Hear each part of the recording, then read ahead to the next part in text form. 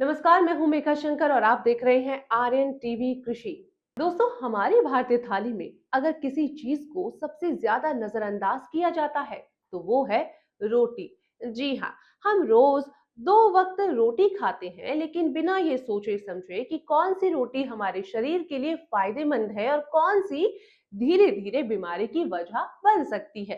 दोस्तों, अक्सर लोगों को लगता है कि हर रोटी एक जैसी होती है, बस स्वाद का फर्क होता है, जबकि सच्चाई ये है कि अलग अलग अनाजों से बनी रोटियां हमारे ब्लड शुगर, वजन, पाचन, हार्मोन, दिल की सेहत और यहाँ तक कि कैंसर के जोखिम को भी बढ़ा या घटा सकती है।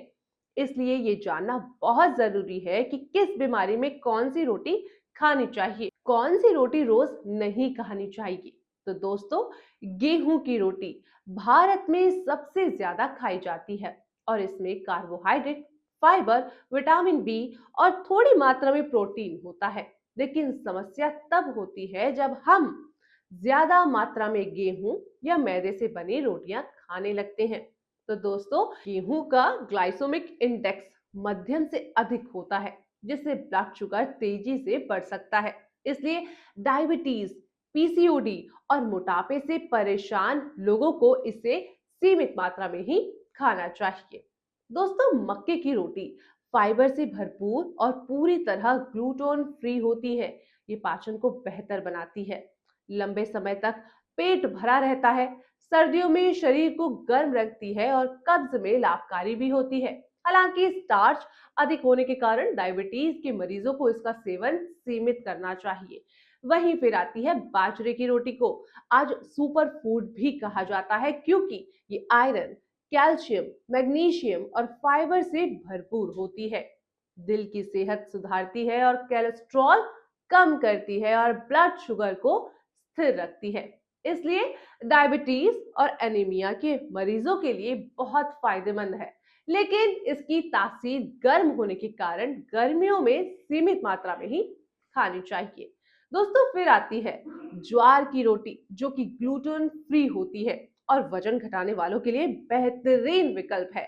ये धीरे धीरे पचती है, देर से भूख लगती है और डायबिटीज कंट्रोल करने में मदद करती है। साथ ही पेट की समस्या और एसिडिटी में भी लाभकारी है। फिर आती है जौ की रोटी, जो कि आयुर्वेद में औषधि मानी गई है। ये शरीर की अतिरिक्त चर्बी कम करने, लिवर को डिटॉक्स करने, हाई ब्लड प्रेशर और फैटी लिवर में लाभ देने के साथ साथ शरीर की सूजन भी कम करती है। रागी की रोटी कैल्शियम का सबसे बड़ा शाकाहारी स्रोत मानी जाती है, जो हड्डियों को मजबूत बनाती है और बच्चों, महिलाओं व बुजुर्गों के लिए बेहद जरूरी है। ये ब्लड शुगर को तेजी से नहीं बढ़ाती, बल्कि डायबिटीज के मरीज के लिए सबसे सुरक्षित अनाजों में से एक है।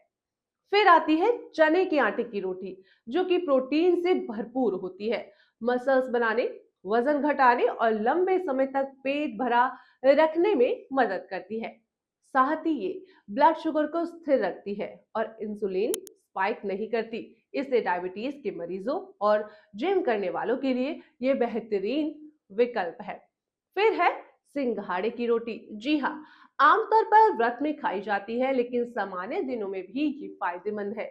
लेकिन ये ग्लूटेन फ्री, हल्की और पेट के लिए अच्छी होती है तथा थायराइड और पेट की सूजन में लाभकारी मानी जाती है। फिर है कुट्टू की रोटी, जो कि ग्लूटेन फ्री होती है और ब्लड शुगर कंट्रोल करने में मदद करती है। हालांकि अधिक मात्रा में खाने से गैस या भारीपन हो सकता है, इसलिए इसे सीमित मात्रा में ही खाना चाहिए। फिर है मिस्सी रोटी, जिसमें चने का आटा और गेहूं दोनों शामिल होते हैं। प्रोटीन और फाइबर का अच्छा संतुलन देती है और स्वाद के साथ साथ पोषण भी प्रदान करती है। इसलिए आम लोगों के लिए कुछ विकल्प है। फिर है चावल की रोटी। कुछ क्षेत्रों में पसंद की जाती है, लेकिन इसमें फाइबर कम होता है। ये जल्दी पचती है और ब्लड शुगर तेजी से बढ़ा सकती है। इसलिए डायबिटीज के मरीजों को इसे रोज खाने से बचना चाहिए। फिर वहीं आती है ओट्स की रोटी, जो कि बीटा ग्लूकोन नाम का फाइबर होता है, जो कोलेस्ट्रॉल कम करता है, दिल की सेहत सुधारता है और वजन घटाने में मदद करता है। इसलिए ओट्स की रोटी डायबिटीज और हार्ट पेशेंट्स के लिए सबसे सुरक्षित विकल्पों में से एक मानी जाती है। तो देखा दोस्तों, कौन सी रोटी किसके लिए फायदेमंद है, ये तो हम अपने आप को बता ही दिया है। अब आप हमें कमेंट करके बताएंगे कि आप किस आटे की रोटी कब से शुरू करने वाले हैं। और अगर वीडियो अच्छा लगा हो तो लाइक कीजिए, शेयर कीजिए और सब्सक्राइब करना ना भूलिए।